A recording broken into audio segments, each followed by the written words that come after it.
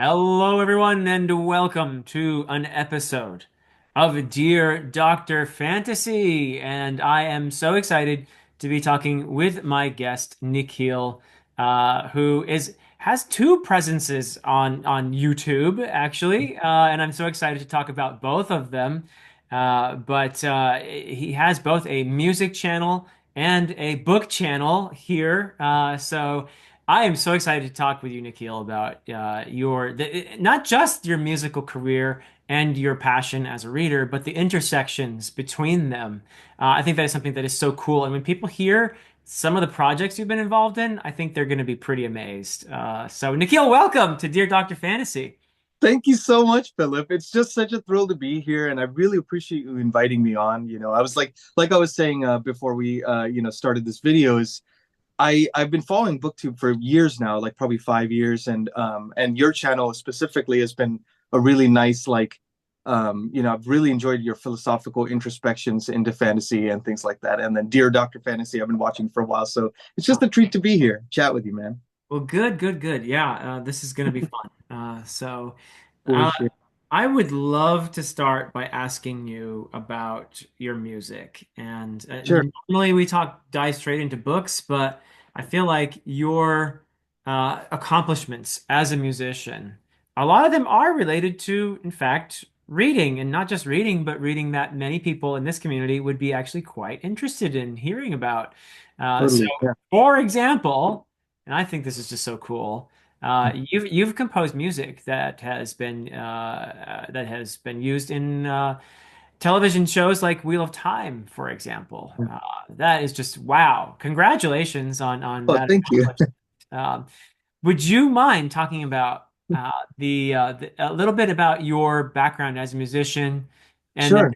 bring it around eventually to the intersection between your passion for stories and music as well? Because you didn't just fall into that by accident, did you? Right, right. No, I was a voracious reader, so ever since I was younger, like to the point where I remember I would fake being sick from school so I could stay at home and read, and stuff like that. Or like my parents would, tell me to turn off the light, and I'll be sitting there with under the covers with a flashlight reading and stuff. So Huh? reading was always a huge part of my life. And then, as one does, sometimes like in college, you're forced to read things that you don't want to read and stuff like that. And I kind of fell off reading in my early 20s, and then I re-embraced it in my late 20s. And at that time I'd been pursuing music, a career in music. I was playing in bands for a number of years, and I was also scoring films here and there, but it was more band related.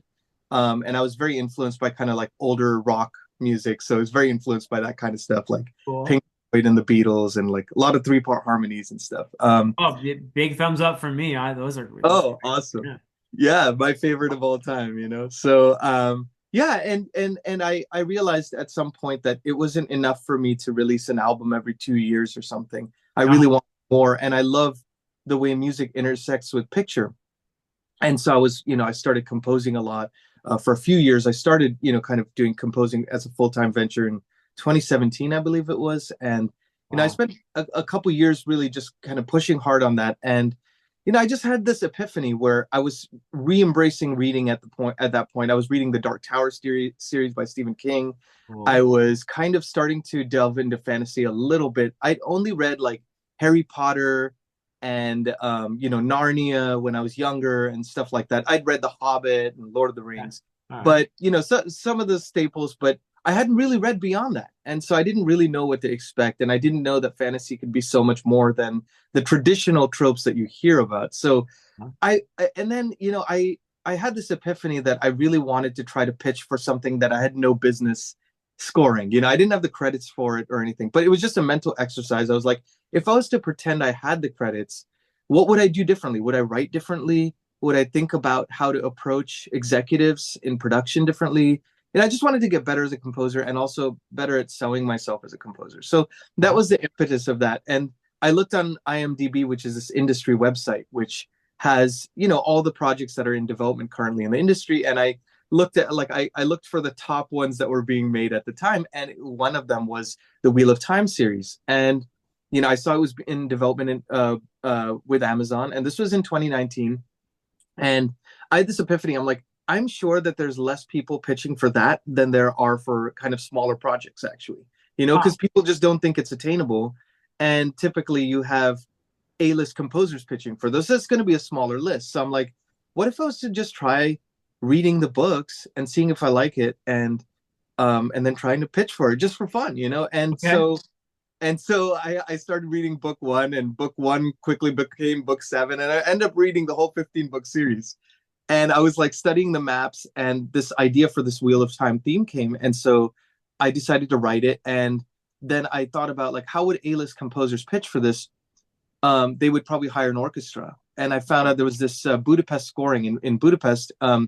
They have these half an hour increments you can book a orchestra for. So I recorded this theme and I made a video and everything, and I sent it to production, and that was really cool. I got some nice responses from them, but of course it was not going to necessarily land me a gig, but it was just a nice opening kind of. And then I shared it on Twitter of Time, which is that hashtag for the Wheel of Time community on Twitter.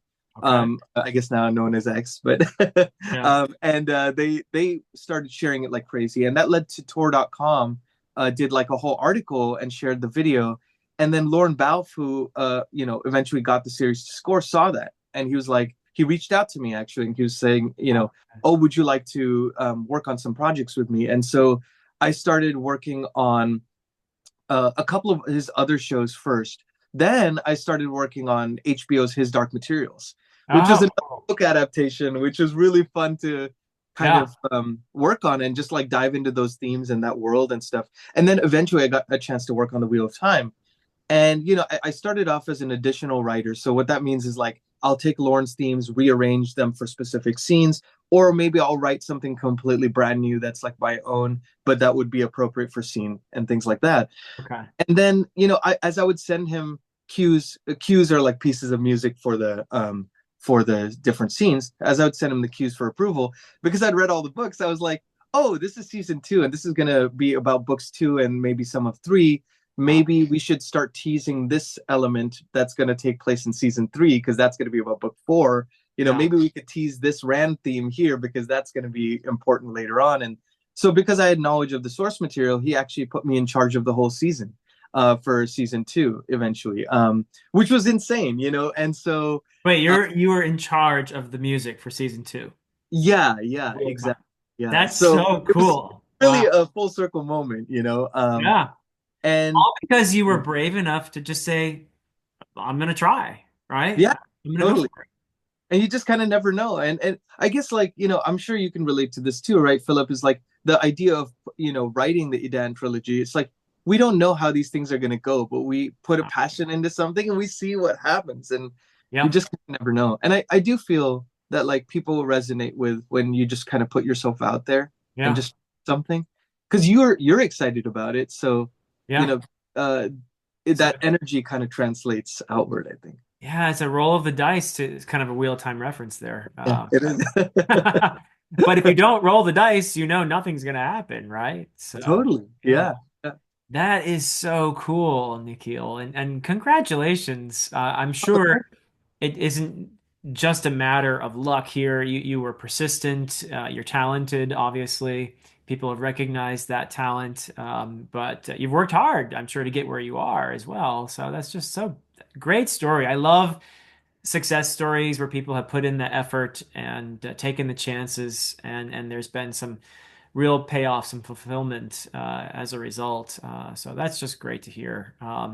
So, thanks. are there favorite pieces that you have composed for particular episodes, or I mean, where would we hear your music actually? Sure. Well, Yeah. because I've watched, by the way, I've watched both seasons. Oh, okay. Yeah, Awesome. not only have I watched both seasons, but AP Canavan and I have made videos about the Wheel of Time season one and two. We have videos on every single episode. If Oh, that's so I gotta check out the season two ones, because I remember seeing the season one ones, but I uh, definitely check yeah, those out. Yeah, yep, that's yep, great. yeah. Yeah, they're kind of peppered throughout. I'm trying to Okay, remember specific ones that would be. So there was that naive dream sequence in season two where she okay. kind of. I don't know if I want to I spoil. can't spoil, yeah, unfortunately, but I Yeah, got you. Naive dream sequence. I yeah. got you. So Yeah. that would be one pivotal element. There was one part with the white cloaks. I think in the episode, Okay. last episode, but there was like a big fight scene and things like that that was going on. So that was Wow.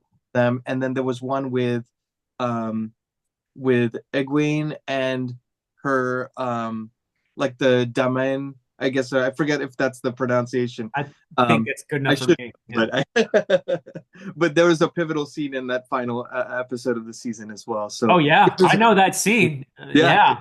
Oh my goodness, you had some key scenes there. Wow. yeah. I ended up working on, because some of it's uh writing new material, some of it's rearrangement of old material, and Yeah. some of it's kind of reworking some old themes and then recontextualizing them in a new way. So Yeah. there's one scene where Egwene is kind of like she has the collar put on her, Uh-huh.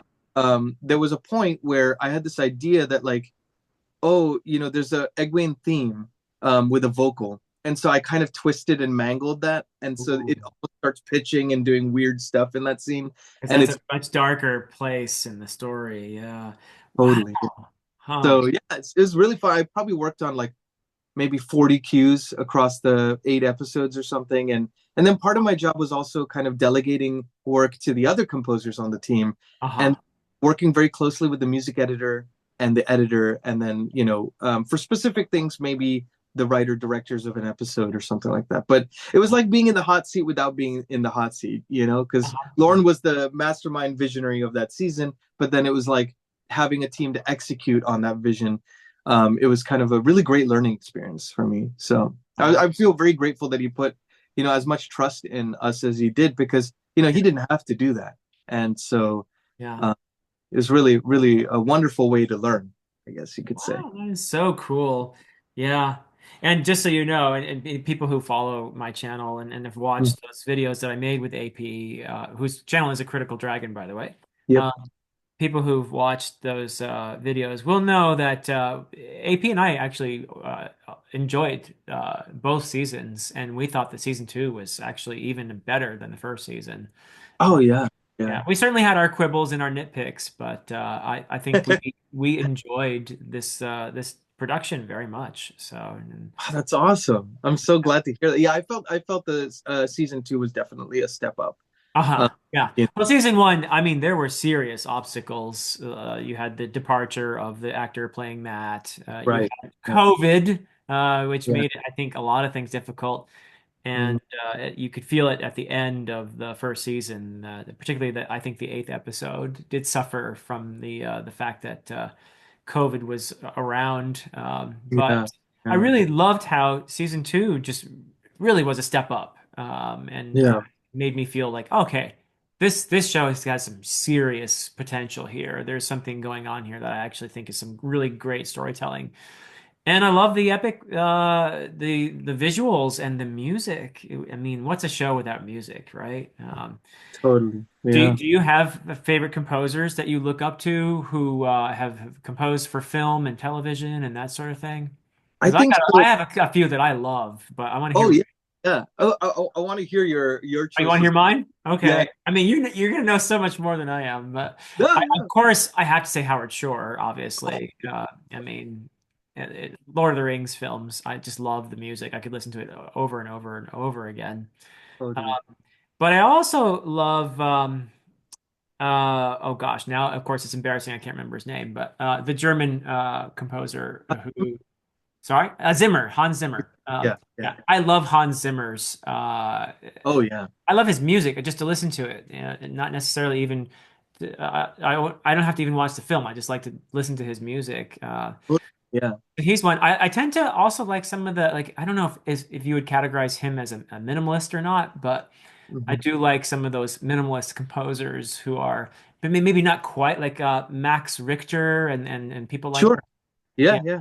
I like that kind of stuff too, which I Oh, think Max Richter has made some music for television and film as well. So totally. Yeah. Yeah. yeah, those are the ones that I like. I don't like as much, although I have huge respect for, the Yeah. classical, the ones that people always all think of, Yeah. Yeah. the more established ones. I like the slightly odd ones, I guess. Yeah, that's cool. Yeah, yeah. Well, I was gonna say is if you kind of like something that's a little bit unique and maybe left of like kind of less obvious choices. There's another one. named Emile Mosseri that I absolutely Oh, adore. And he worked on a film called Minari, which was an A24 film that came out, I think 2020, 2021, something like okay. that. Okay. Yeah. 2019. All those years blur together. But Yeah. he is very influenced by, it's interesting. Like there's some classical elements, but there's some like slightly almost quirky avant-garde stuff. And then there's also like very influenced by the Beatles, Neil Young, Uh-huh. and early 70s Bob Dylan. So there's kind of almost songwriting element to it. And just gorgeous. And you can tell it's immediately him, when you hear it. Uh-huh. Uh, really cool. And then Johan Johansson, who did Theory of Everything, Sicario, Okay. love his stuff. And actually has amazing albums as well. If you like the minimalist stuff, you'll absolutely love his albums. And then of course Hans Zimmer. I grew up I was a child of the early 90s. And Uh-huh. so I remember going to see Home Alone in theaters, Jurassic Park in theaters, and then around that same time watching Star Wars at like sleepovers. And I was like, what is this music? E.T., and then I realized they're all done by John Williams. John So Williams. it's Yeah. always Yeah. a favorite of mine. But I love sweeping melodies, and I think Howard Shore was like the one that made me really. I remember seeing the Lord of the Rings movies in the theaters, like the midnight screenings, and that music just carried me through like the Oh, high school, and I was just like obsessed. And that was the first one that made me go, oh, that would be a fun job, you know, okay. doing that Okay. I would want to do that. Yeah. So it's funny how it is, and I would love to know actually how it is for you in writing, because there's certain things that make you fall in love with a particular art form, Yeah. but then there's maybe another thing that makes you feel like, oh, I would like to do that art form. I would like to contribute to that art form. And maybe those two influences can be different. Like for me, it was like John Williams got me to love the art form. Howard Shore made me want to do the art form. If Yeah. that, Yeah. that I don't know if it's the same for you, but Oh, well, in my case, I read Lord of the Rings as a 12-year-old and yeah. said to myself, that's what I want to do. Oh, that's cool. Yeah. That was from 12 years old. Uh, Wow. so yeah, and it was Tolkien. But I will say that another really significant reading journey in my life has been the Malazan series, which I wrote my first two books in my Idan trilogy before I read Malazan. So I Mm, can't say there's a ton of influence there. yeah. But I wrote the third book after reading Malazan the first time. Wow. And I do feel that I would never call it Malazan-like or anything like that, but I felt very much that Stephen Erickson, the way I've said it in the past is that Tolkien baptized my imagination and Stephen Erickson liberated my imagination. Oh, that's beautiful. Yeah, I so love, I felt very strongly that when I read Malazan, I realized, oh, you can do this in fantasy? Oh, wow. Okay, and it just basically freed my imagination in ways that I think were good for my writing. yeah. That's my interpretation, but yeah, so those two writers probably the most I would say. I would never try to write like Steven Erickson, honestly, because I can't. Mm, So yeah. Yeah. just don't do something if it's not gonna you can't do it. But he has a very I think amazing writing ability. I would put Mm, up there with just the best. But it's very distinct as well. I think the sure. Yeah. but yeah, I also though it's funny we're talking about music and writing. I'm one of those writers who I won't normally write with music on when I'm just starting a section or a chapter or something. But when I revise, when I edit, I like to have Yeah. music on. Oh, Um, I interesting. don't know why that I don't like to have it on when I'm just putting stuff down. I think I just need Yeah. to maybe just focus. But when I'm editing and I want to get my writing to convey a certain tone, I will Yeah. listen to music that I feel puts me in that mood, that gives me that atmosphere. Oh, So that's amazing. Do I you have often listened to music while I'm editing. Yeah. I wonder also if that's because and correct me if I'm wrong, but editing seems like more of a technical skill as well, and so it's kind of maybe a way of kind of taking the edge off and having something on in the background. Whereas like when you're writing, you're Yeah. kind of fully invested in what you're putting down. Yeah. Um, I don't know. Yeah. I think that's fair. But I know, yeah. I know. For me, it's like, and I was mentioning to you that about this Yeah. before we started filming, but I love listening to BookTube, and I love having it on in the background. Like I'll put Dear Doctor Fantasy on, or like Mike's Talk About Nothing or something When you're when composing. I'm composing. Yeah, because Wow. it's like it's a Wow. lot of pressure sometimes when you're, especially when their deadlines are so stacked. Like I remember on the TV stuff, like when I was working with Lauren, I worked on I think 11 TV series in 2 years, and so and he, he one of his requirements is that we were writing on every episode that we were in, for the shows we were involved in. So at Okay. any point, I was writing on 5 shows simultaneously, and it was just insanity. So, and then I was Wow. trying to do my own projects. So I was like, because it's one of those things where you always want to be trying to. At least it was important to me to try to keep pushing my own artistic voice. And so I was working probably 90 to 100 hours a week, and it's like when you're under that strain. Whoa. Yeah, and it was like for 2 years straight. So when you're under that constant strain, Yeah. at least for me, it's like then the idea of like having to, deliver something of the highest quality that they expect Mm. in in such a short amount of time.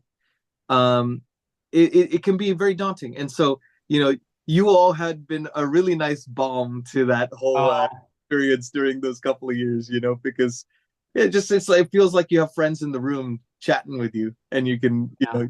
it feels nice to be able to just, yeah, get to work on something with friends in the background, I guess you could say. Oh, that's yeah. Well, that makes me feel good that I played a tiny, tiny role in helping get the music for Wheel of Time out there. Yeah, I'll give you the credit, Philip.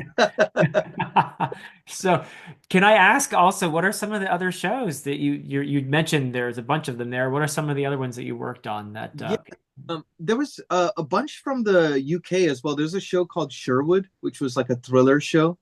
Season 2, I think, just came out, or it's about to come out, or something like that. Okay, cool. We have a lot of viewers in the UK, so yeah, that Right.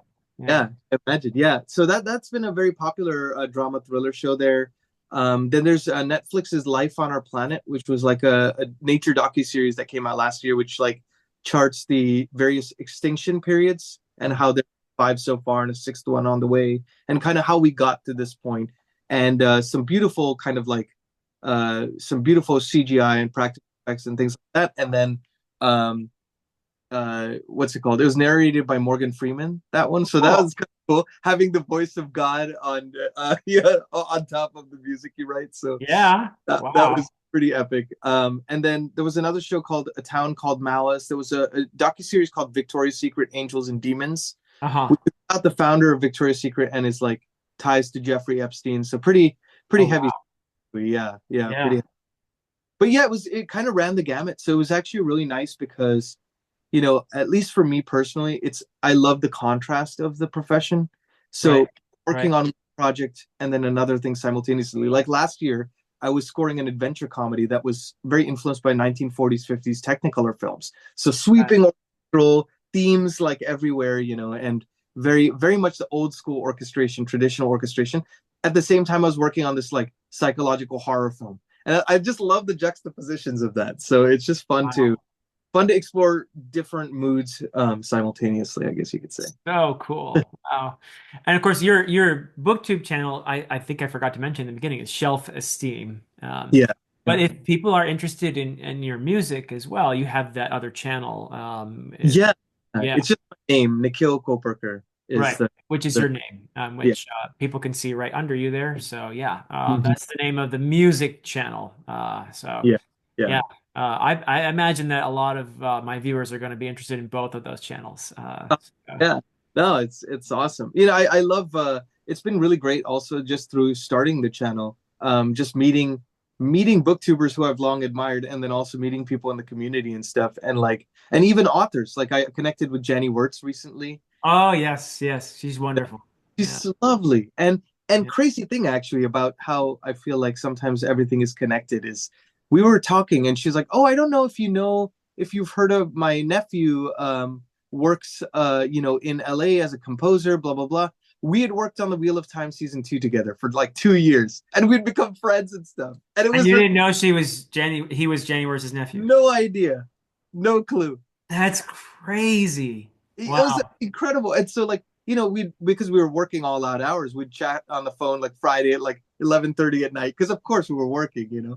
And so we just became friends through that whole experience working for a couple But years did you together. contact him and say, by the way, I just talked to your aunt? I did, and he was blown away. He was like, "No way, how's that possible?" That's So crazy. What a world, huh? Huh. truly, truly, yeah. So she sent me, those beautiful first six or I guess seven books. So I'm excited to do a read along next year. I decided to do something a little crazy because I put up a poll for like four different series, and Malazan Book of the Fallen won the official channel read along. But so many people were saying, "Oh, I really want to check out Wars of Light and Shadow." Some people were saying, "Oh, I want to check out like a Matthew Corbett series with Robert McCammon's historical fiction." So I'm like, all right, so we'll make Malazan like the official channel read along, and then we'll have some soft read alongs too. So I'll probably be reading a lot next year. I kind of sometimes wish like, I could take a year off from composing and just sit in my room and read. But Oh, I do know. I do know. Yeah. Wow, that's so great. I mean, it's good to hear what you're going to be up to on your channel too. yeah. Yeah, I some Horizon, Wars of Light and Shadow, and what are some of the other series that you're going to uh, be? there's one Matthew Corbett series, which is Robert McCammon. It's like a historical fiction, the 16 or 1700s, and Okay. yeah, it's like Matthew Corbett as I think an investigator or something like that. And there's a woman who's in the first book, at least. There's a woman who's supposed to be deemed a witch, but he's not sure if that's true. And there's a whole mystery element. So Because you quite do cool. actually read broadly. I noticed that you don't just do fantasy. You tend to go into other genres as well and cover that on your channel, don't you?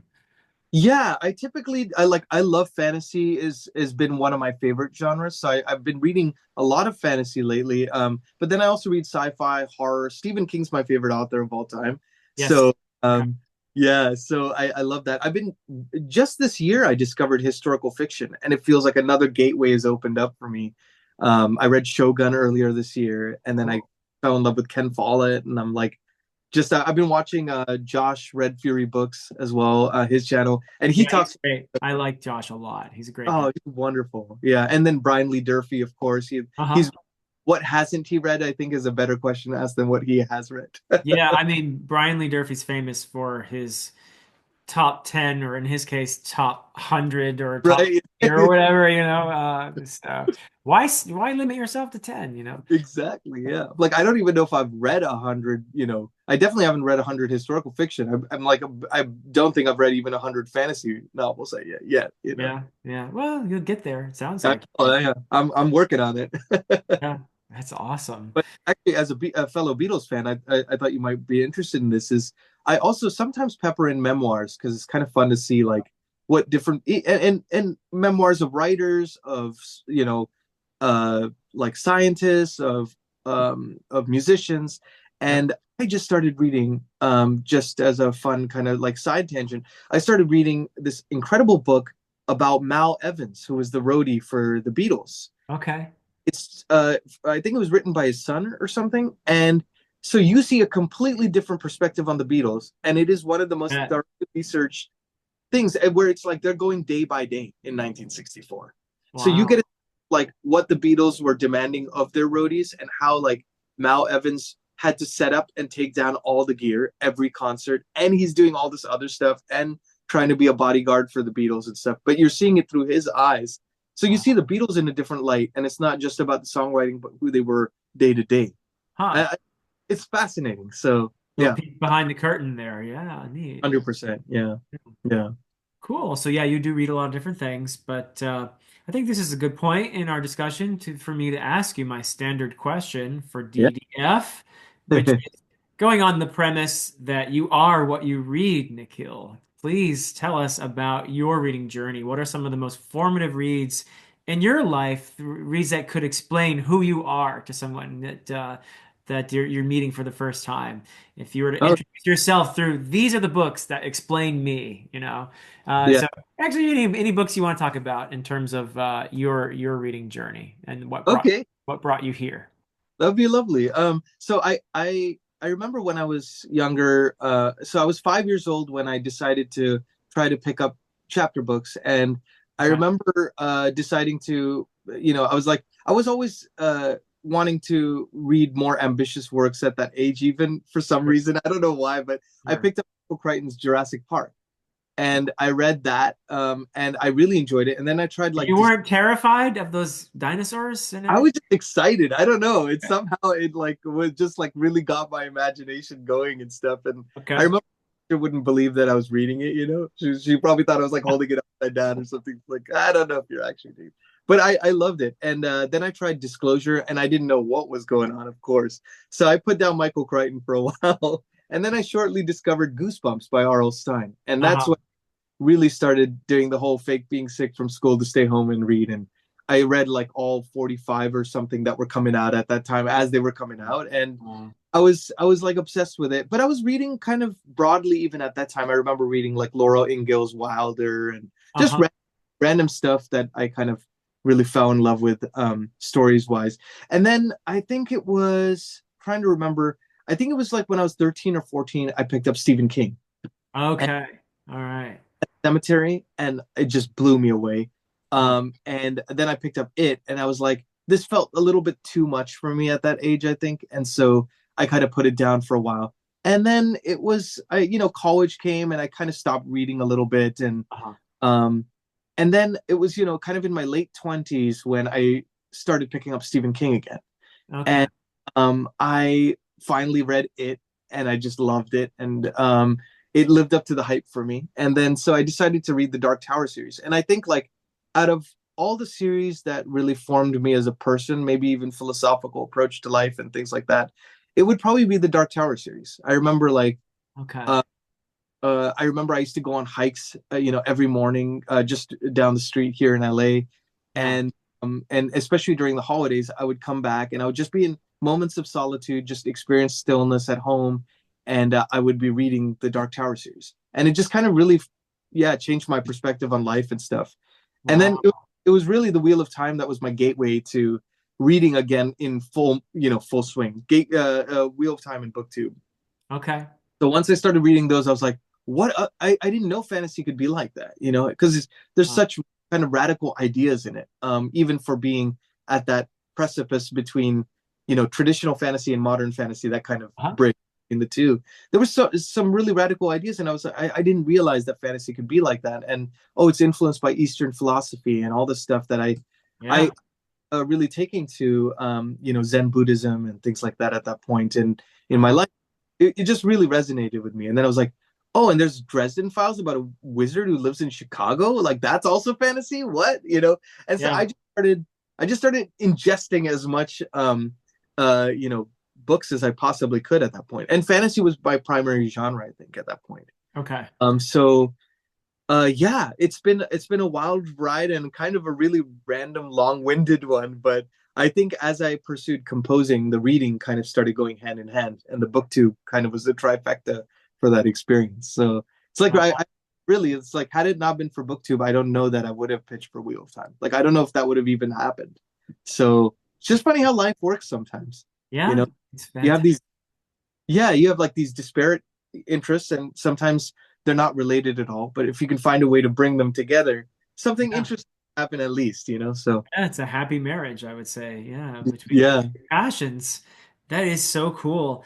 Let's talk about Dark Tower a little bit. We're going to avoid spoilers and everything, yeah, but it is the only thing by Stephen King I've read. I've read the whole Dark Tower series, including, by the way, Wind Through the Keyhole. I've yeah. read that as well.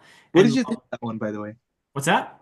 What did you think about that one, by the I way? loved it. I Yeah. loved it. It was a nice little interlude of a sort. A Did you bit, did you read it in between 4 and 5, or I did you? Oh, did. I got did. it. I Cool. did. Yeah. I didn't wait till afterwards. A lot of people said I should wait till afterwards, but Mhm. I'm kind of glad I read it where I did in between 4 and 5. 4.5, book Right. 4.5. Yeah. Exactly. Yeah, it was a lovely, very, I guess it's a little more folk tale-ish than the rest of the series in some ways, but also a story within a story. Totally. Yeah. like Wizard and Glass. So obviously King wasn't done with the frame narrative yet, Right. and well, he revisited. Of course, he wrote that Went Through the Keyhole much later than the rest of Yeah. the series, I think, right? Yeah, yeah. I think he wrote it in 2013 or something. So Okay, like almost 10 years after the series ended.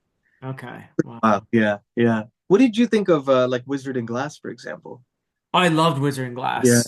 Um, the final book ended up being my favorite. Oh, cool. But Yeah, until I got to the ending, I made a kind of a joke out of I did love Song of Susanna actually, yeah. but because I know some people who hate it, like Mike. Right. Made a little joke on my channel, and I said for my review of Song of Susanna is the best in the Dark Tower series, and we haven't. I have an ongoing kind of little feud, if you want to call it that, with Mike about Song of Susanna. So I just kind of give him a little ribbing there with Yeah, my yeah, yeah. said, Song of Susanna is my favorite in the series, but in truth, the Dark Tower, the final book, is my favorite. Yeah. And I would say Wizard and Glass probably realistically is my second favorite. Awesome. Yeah.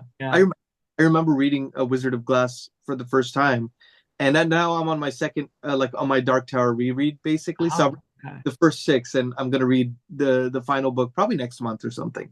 It's always Cool. kind of kind of end that series at the end of the year. I don't know if that makes sense, but it's just like Yeah. such an interesting, reflective. Um, it puts you in a reflective state of mind, at Oh my least. goodness. Yeah. Wizard and Glass is the one that made me love Roland. And Yeah. before that, I was in awe of him, and I thought, wow, this is definitely an iconic character in whatever genre you want to put this in. Yeah. That's another cool thing that I love about the series is that it's actually, it defies the genre boundaries left and right. I mean, it just doesn't.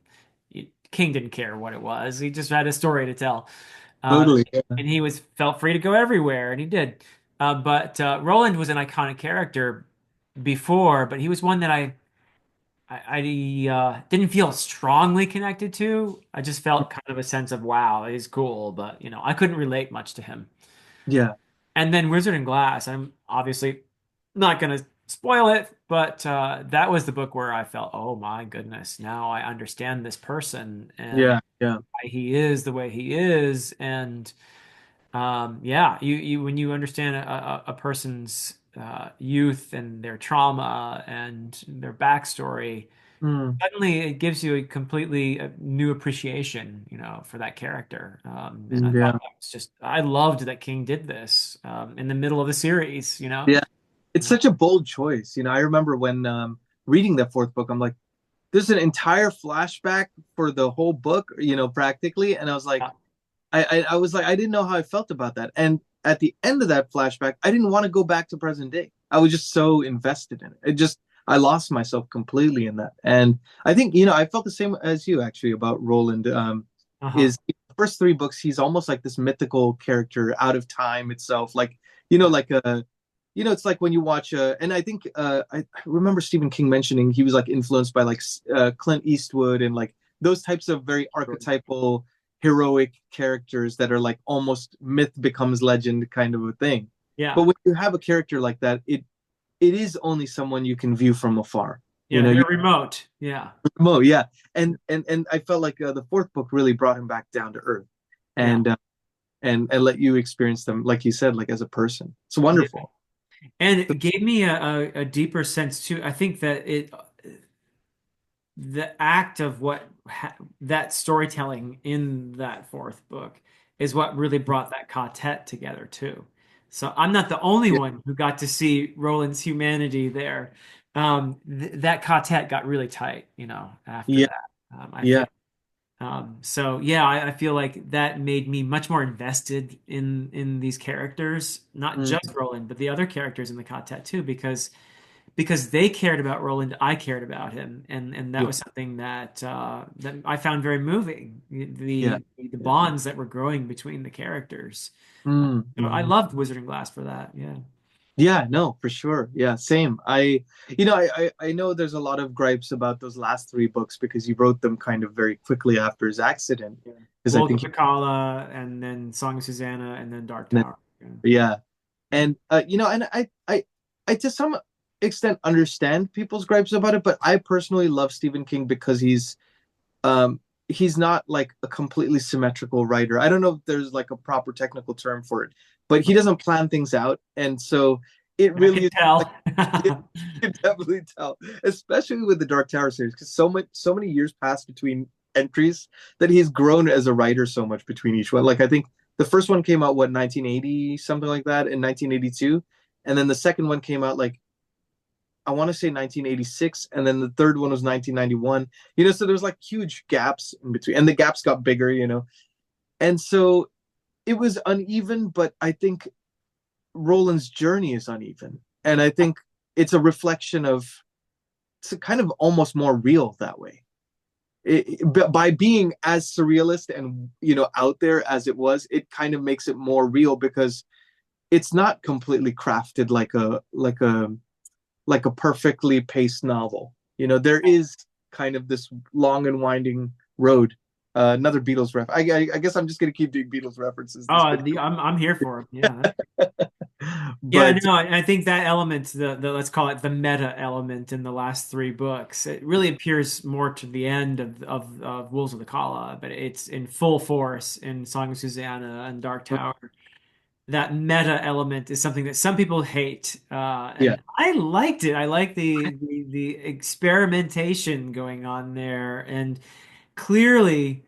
Um, Again, avoiding spoilers here, but clearly I feel like Stephen King, this series for him was in one sense a very deep engagement with his feelings about what it means to be a writer as well, you know. yeah, Uh, yeah. so that stuff appears in there. It's a very personal series for him, I think, in some ways, and 100. Yeah, maybe also partly because of the accident that almost took his life, and coming back from that, and his reflections as a result of that. But yeah, I was along for the ride there. I was like, yeah, okay, buddy, this is weirder than ever, but let's see where you're going. And I thought that the ending yeah, in the final book was just genius. I yeah. loved it. Yeah, I remember reading that, and it shook me to my core. And I, yeah, I remember I didn't pick up a book for 3 weeks after that. I just couldn't. wow, I yeah, felt like it was one of those things where I just needed time to reflect on what just happened because yeah, it just rocks my foundations. And it's amazing when someone can do that with a 7 book series where you at certain points, like if I feel like at least, and I would love to know your thoughts on this, but like yeah, in fantasy series, I love reading fantasy series, and I always find that the penultimate book sets up what is going to happen in the finale. A lot of times, right? And then of course there's twists and turns in the final book and things like that of a series. But there's a specific kind of like you see the threads of arcs and where they're going to end up maybe. Whereas this was just kind of hard left turns and really makes you kind of like, yeah. and there's almost a spiritual aspect, I think, of it, or philosophical Oh, aspect. very much so. Yeah, Yeah. yeah, So I just find that it was a very profound experience reading yeah. that last book. Yeah. I'm actually excited to see, and I wonder how you feel about this, Philip. Is when you read a book for the first time Uh-huh. and you see what happens and it just like hits you in a specific way. Then you read it a second time, and maybe you're older or you've had life experience between the times you've read it, or something like that, and it hits you in a different way. Oh You know, yeah. so I'm actually curious to see what happens. On a reread of this final book and how that feels now. Because I Yeah. read one 8 years ago, I think, or something. So Okay. it's been a while. It's been a while for me. Yeah. Yeah. Yeah, cool. Yeah, I wish you the best with that. Yeah. So you mentioned that you seem to appreciate a kind of a spiritual element. You mentioned the philosophy and that is really, and I agree with you, in Wheel of Time. There's all kinds of influences that go into Wheel of Time, Yeah. but Yeah. there's some really cool, I think, elements of Eastern philosophy in there. And you mentioned, and I agree with you again about Dark Tower being a spiritual experience of a sort. Is Yeah. that something that you enjoy seeing in fantasy? Is a kind of spiritual element, a transcendent element? I actually love that. And I gotta say, like, no spoilers or anything, but that's one thing I've really been enjoying about the Idan trilogy, actually. Uh-huh. Okay, cool. Yeah. And, I've seen a bunch of your videos where I think you had talked about the Mahabharata or the Bhagavad Gita and stuff like Yep. that. Yep. And I was so like pleasantly surprised to see that on BookTube because it's not a topic that people explore typically. Which And is crazy because it yeah, is the Mahabharata is the greatest epic ever told, you know. yeah, yeah. I would love to see, I know there's Sons of Darkness, I think Gaurav Mohanty has Yes. a Yeah. take on the part. I would love to someday see like a 10 book fantasy epic that really charts the whole thing, I think that would be so cool. But Yeah. yeah, I grew up watching. There was this B.R. Chopra had done a 98 episode Mahabharata TV series in India. Yes. Yes, I've seen it. Well, I lived Did in South Asia, so Oh, right, right. yeah. Okay. Where I've about? and so I lived in Nepal actually, in Kathmandu. But I also traveled all over India. So yeah, I'm a fan That's amazing. of South Asia in general. Yeah, Yeah. and I Oh, know you must have roots there as well. I do. Yeah, yeah. I have family in like Mumbai, Pune, so the Maharashtra region, kind of the west of India, Very and cool. Yeah. so yeah, I get to see them once every few years or so. Uh-huh. Incidentally, I played with that band that I was a part of before switching to composing in 2016. I played in Mumbai and a couple of other cities in Oh, India, cool. and That's pretty cool. it Yeah. was really fun. Yeah, like their rock music is kind of like how it was here in the maybe 80s or something. 80s or early 90s where it's like still the thing that people will drive an hour to go see a rock concert and stuff. So it's fun. Yeah, yeah. But Would you ever want to write music for a Hindi film? I've thought about it actually, and I've looked at some of the stuff coming out in Netflix India, for example, Uh-huh. and I personally like Bollywood music and stuff is not really my cup of tea personally. Okay. Okay. But Fair. but Yeah. but I do love some of the dramatic films and narrative films and things like that that they've been making there as of late. And so I've been thinking about actually. I was talking to a friend of mine who works in the music industry in India, and I was maybe taking a month to go there sometime and just like network with the film directors and stuff over there because I Oh, think that would, so cool. Huh. That would yeah, be awesome. Yeah.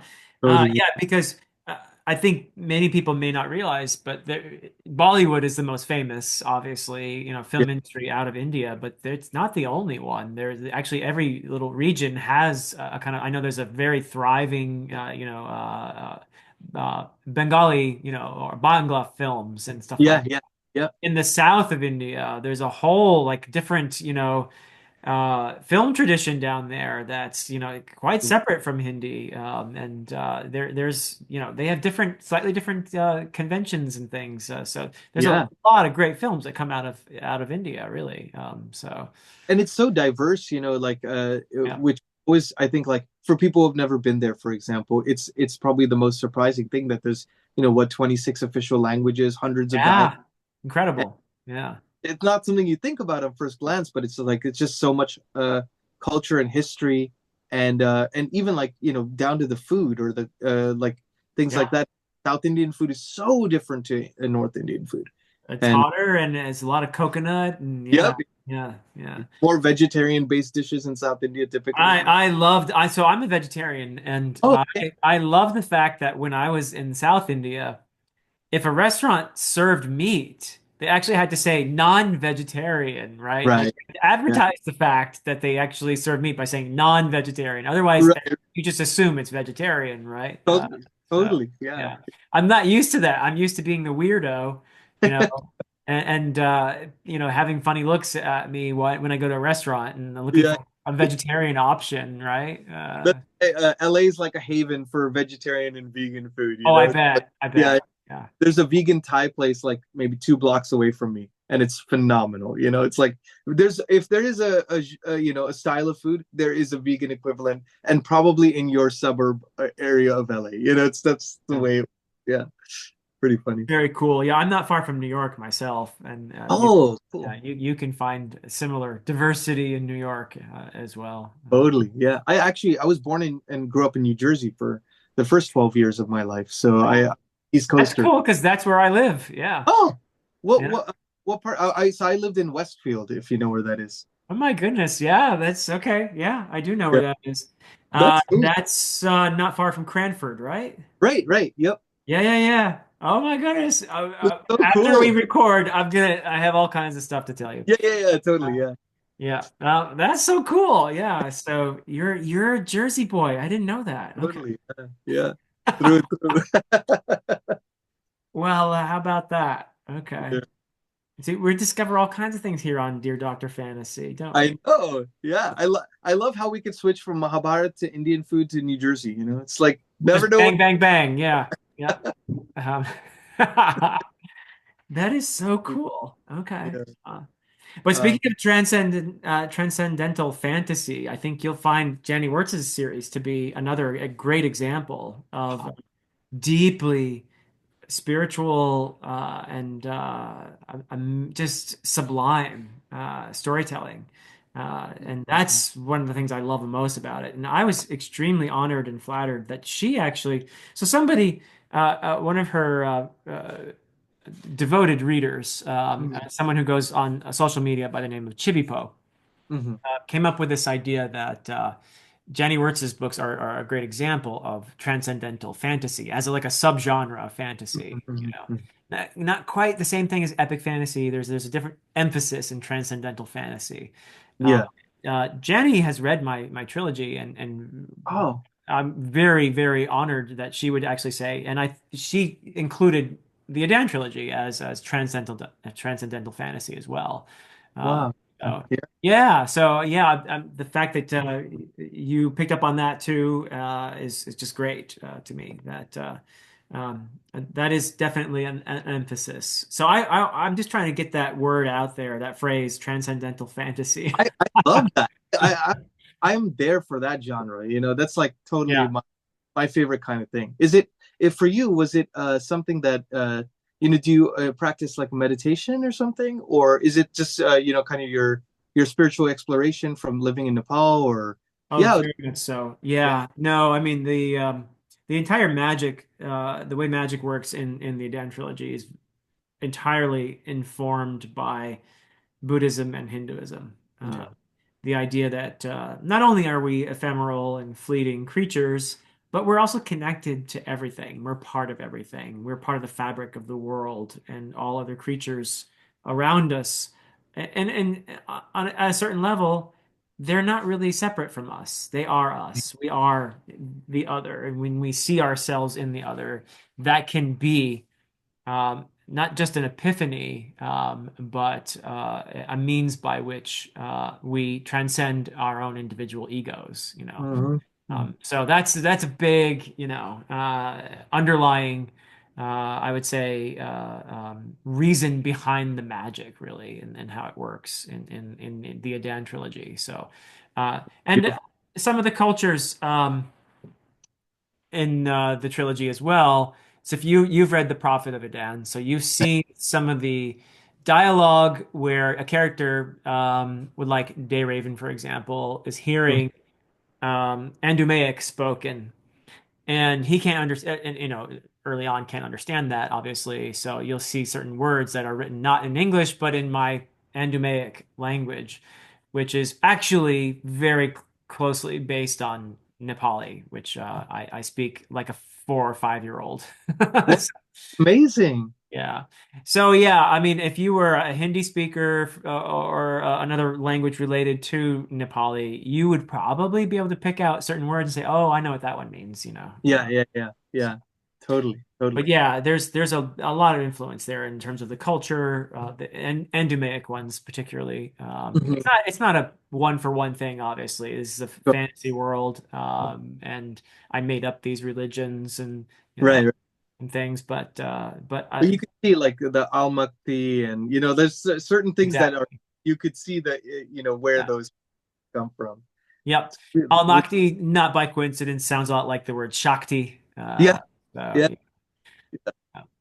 So yeah, there's a big influence in terms of all of that. But yeah, and also just in terms of the themes that I worked on that are important to me as a person who lived in a culture that I did not grow up in for a time, and still connected to that culture because I married into a Nepali family as well.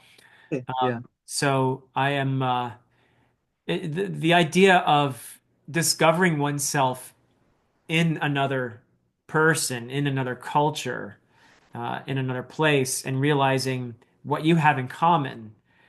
Whereas before, when you were maybe relatively ignorant about that place, you didn't fully appreciate Yeah. all of those things. That's a big theme for me. Is coming to a, a place of respect and familiarity with something that it may have at a previous point in life seemed foreign or different Mm. or that kind of thing. So, but yeah, that's another big thing. I would say that in terms of my experience living over there and how it Yeah. influenced my writing.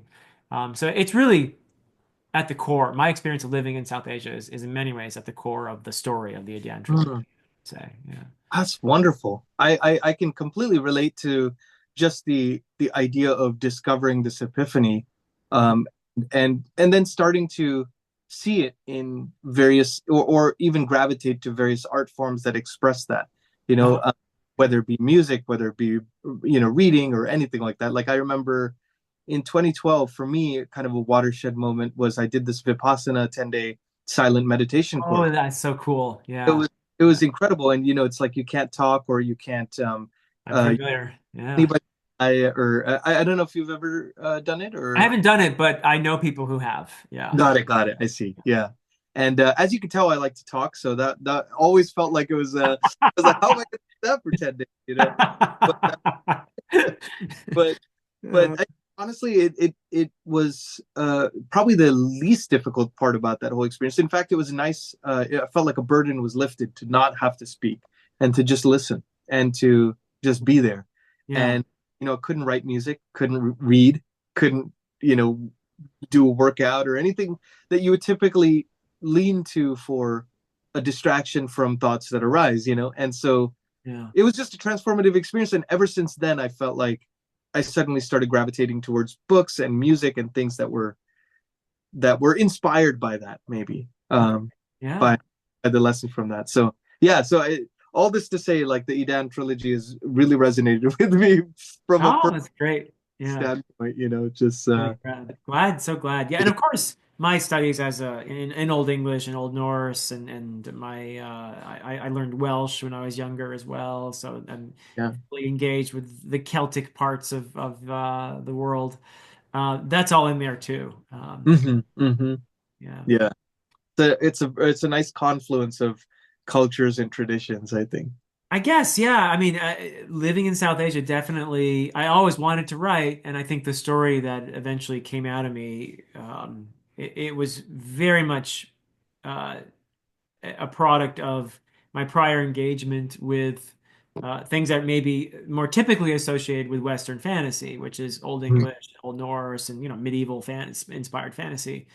Yeah. But my time in South Asia and my love of the people and the culture and the philosophy there just pulled that whole thing in a different way and Yeah. informed it in a way that I hope is what makes the Adan trilogy different and hopefully a compelling story. So yeah. Yeah, yeah. I'm always fascinated by reading works that are very much like a reflection of the author's life experiences and personal philosophy.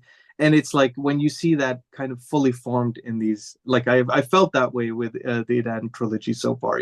From those two books I've read, is you could see a reflection of just kind of where your life experiences and kind of your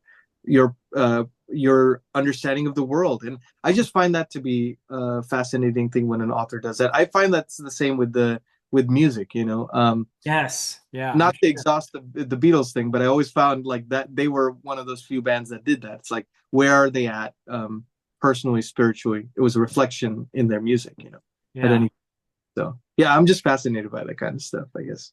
Yeah, no, and of course they also were very interested in South Asia. George Yeah. Harrison in particular, I think. Right. Yeah. But they all, they all influenced each other and worked well off each other for a long time. So I guess they got by with a little help from their friends, right? So good. Very Yeah. cool. Well, so we talked Dark Tower, and I think you're gonna love Wars of Light and Shadow. You'll Oh, yeah. Malazan is another series, by the way, that Jenny would include among transcendental fantasy. Oh, awesome. Yep. That's Uh, here. and there is a lot of meeting oneself in the other in Malazan as well, in some beautiful ways. I think you'll find these themes deeply enmeshed in the Malazan world. Oh, that's awesome to hear. Yeah, I read the first two books actually in, I think 2021 during Mike's Malazan read along. Okay, okay, okay. Yeah. Those first two, and then I kind of fell off the series. And at that point, I loved those two books actually, but it's just kind of like got in the way. And it was one of those things too where I was, this was 3 years ago, so I don't feel I was nearly as well versed in fantasy and kind of Uh-huh. more complex writings like that than I am now. Yeah. And so I'm excited to revisit it with a new perspective, and kind of really continue through the series and stuff like that. I was actually curious, because you've actually introduced me to so many great authors like Jenny Wirtz and your Malazan videos and everything like that. And I know you're reading Aspect Emperor right now, is it? I am actually, Yeah. yeah. So the R. Scott Baker's the second series in the Second Apocalypse series. Right. So Aspect Emperor, I'm on the Great Ordeal, which I'll be starting after I finish my current read, which is Of War and Ruin by Ryan Cahill. But yeah, I have tremendous respect for Baker as a writer, and there's deep philosophy in there. But I would not call it transcendental fantasy. I Yeah, would I was gonna ask you about that. it's just it possibly the bleakest thing I've ever read in my life. And which is it's a challenge for me in many ways because I Yeah, do like a little bit of hope. I do like a little bit of beauty, yeah. a little bit of joy, even if I'm a pretty melancholy person a lot of the time. So I can do grimdark, I can do, dark fantasy, whatever you want to call it. I can do that, but this is the bleakest thing I've ever read. Oh wow. Yeah, yeah. And it's brilliant. And Baker, he will just hold a mirror up to humanity, and Mm, it will show you uh, not when you're feeling good. It'll show you like at 5 a.m. in the morning when you just wake up and you have bags under your eyes and you look terrible, and it's warts and all. yeah, yeah. View of humanity at our most, I guess, in some ways, primal and vicious, and just that side of us really is what's Mm. emphasized in here. That we are fundamentally selfish, but that we're also, I think, pretty sure. I'm pretty sure it's safe to say that Baker doesn't think we have any free will at all. So yeah. And a lot of some of his readers will push back on that, but I've actually seen him in interviews where he said as a teenager he felt very strongly that we don't have free will, Mm. That's and I interesting. feel in some ways that his series is an exploration of free will, and Hmm. his notion that and he's kind of looking at it from different angles and exploring the possibilities, but I think where it's heading is more or less, no, you certainly don't have anywhere near as much free will as you think you do, and you Right. may not have any at all. Wow.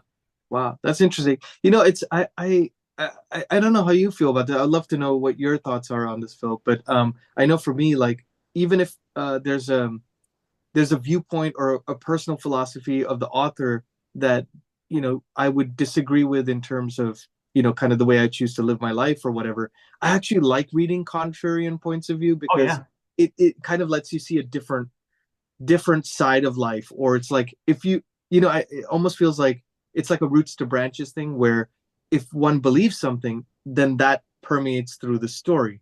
yeah, And somebody believes something else, it's going to permeate through the story in a completely different way. So it's yeah. almost you're able to see, you get a window to the world from a completely different lens. Absolutely, and I'm not convinced that Baker's wrong on Yeah. the issue of free. He may be right, you know. Yeah. I prefer to live my life deluding myself Right. and thinking I have some free will at least, you know. But yeah, I've read about this. I guess I'm fascinated by consciousness and the brain and our connection to the universe and things like that in Yeah. general. But I read a book.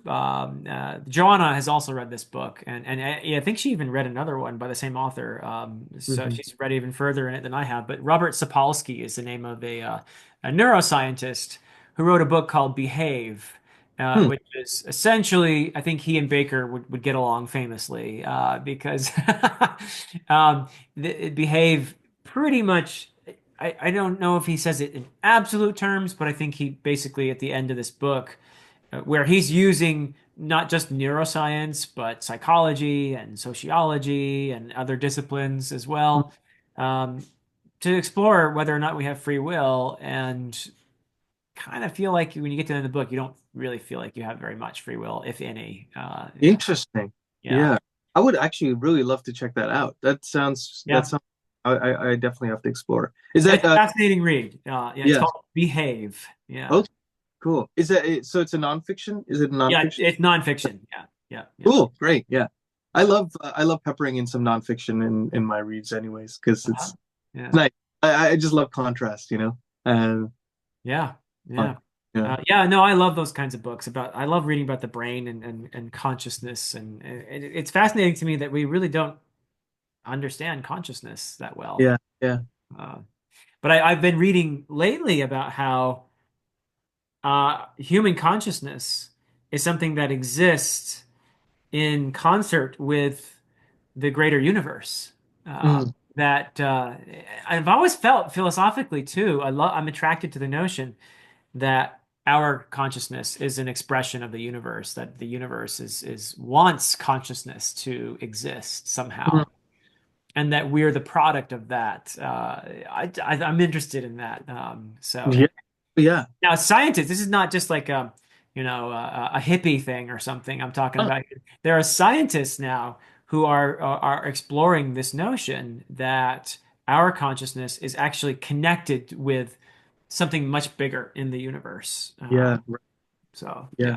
yeah. I actually to that point, I was reading a book called The Future of Humanity, I think it was called, by Okay. Michio Kaku, who's a astrophysicist, and he was talking a lot about those principles and also where he sees humanity going in terms of the transfer of consciousness and what that could mean for humanity, you know, and stuff Oh, like that.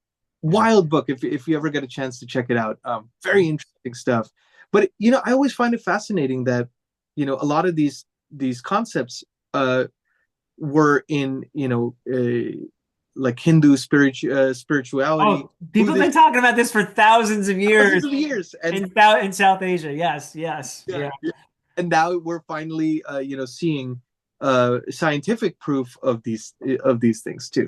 So Yeah, it's it's just, funny because I'll be like reading one of these articles yeah, about consciousness or our connection with the world and stuff, and it's a Western scientist writing this, and I'll say to my wife, "Oh, look at this blah blah blah." Just yeah, we knew that like 5,000 years ago, in South Asia. So uh, yeah, yeah, yeah, I find that really cool. Yeah, totally, yeah. It's actually very heartening to see that you know kind of spiritual traditions or understandings, yeah. knowledge, and science is kind of starting to converge in specific ways like that.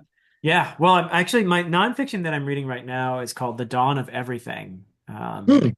David Graeber and David, oh, what's the other guy's name? I can't remember. But anyway, it's The Dawn of Everything. Two Huh. authors, and they're uh, archaeologists, anthropologists. But their book it's revolutionary in terms of how we see the past. And one of the things that they're getting across so beautifully is how, in the Western traditions of knowledge, of philosophy and science and political science, um, we have a tendency to not acknowledge a lot of what we've learned from other cultures. And you can look at the past, actually, not in the more recent history books, but if you look at the actual people who say the Europeans were first encountering Native Americans, for example, Hmm.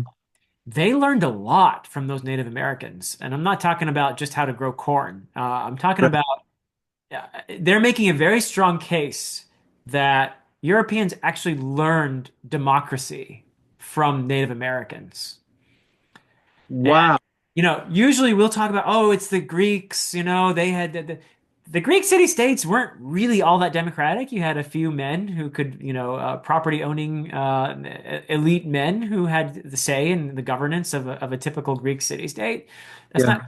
really democratic. But if you look at the Native Americans, a lot of the cultures that the Europeans were encountering, there's where you see what we think of as democracy. And they were actually very intelligent and very eloquent. It's fascinating because you look at the primary material from that era, you will Yeah. actually see the explorers and the particularly the oh, what are they called? The Catholic monks who belong to that particular order. Hmm. Now I'm Hmm. forgetting what they're called, um, but these monks were Jesuits, of course. Yeah, Okay. Yeah. these Yeah. Jesuit monks would come and interact with these Native Americans and would write, books about them. You can still read these books. Wow. And they would say, wow, they're actually smarter than we are, in terms of how they govern their societies and a lot of this ends up to some degree in Rousseau, Jean-Jacques Rousseau, Yeah. uh, Yeah. but then afterwards, there's this tendency of Europeans to uh, describe and treat the Native Americans as, quote unquote savages and to Right. dismiss the very notion that the Europeans could have learned anything about governance from the Native Americans.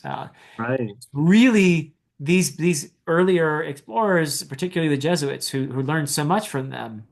And I've always felt that way too about the British in South Asia.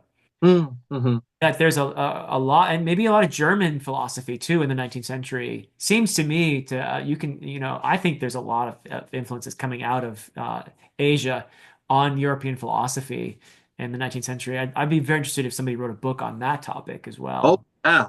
That Yeah, would be fascinating.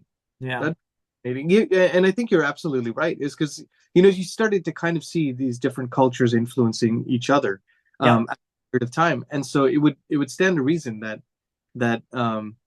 would go both ways, right? yeah. I mean, when Europeans encountered Native Americans, their society was the most hierarchical society you can imagine. Yeah. Yeah. They had that whole, the world is essentially laid out into here's God, and then there are kings underneath God. Well, no, God, and then angels, and then kings, and then noble people, and then they had Uh-huh. this whole hierarchy of existence. I mean, it's one of the Yeah. most hierarchical societies you can imagine. Very undemocratic, Uh, True. Yeah. and democracy emerges as a philosophy really only after they begin to explore the quote unquote new world, although it wasn't really new to the people who were here for thousands of years. So, uh, 100%. Yeah. yeah, it's a fascinating book. I love it when somebody writes a book that completely changes my settled view of things. Yeah. Yeah. No, I feel the same way. Actually, I don't know if you've ever read this book called *Sapiens*. I have, yes, Yeah. but Yuval Hariri, yes, I have Yeah. read that. Yeah, I felt similarly about that actually. It's a yeah, kind of a yeah. worldview of the idea that like, oh yeah, stories was the one thing We that are saved. the storytelling creature. Yeah, Yes. Yeah. exactly. Yeah, yeah. Yeah. Yeah. Absolutely fascinating. Yeah. Fascinating. Well, this has been a lot of fun. I've enjoyed our time together tremendously, and I am going to be watching your channels with a lot of excitement. I'll have links to both of them in the description for everybody to go head on over to Shelf Esteem and to Nikhil Koparkar. Is that Koparkar?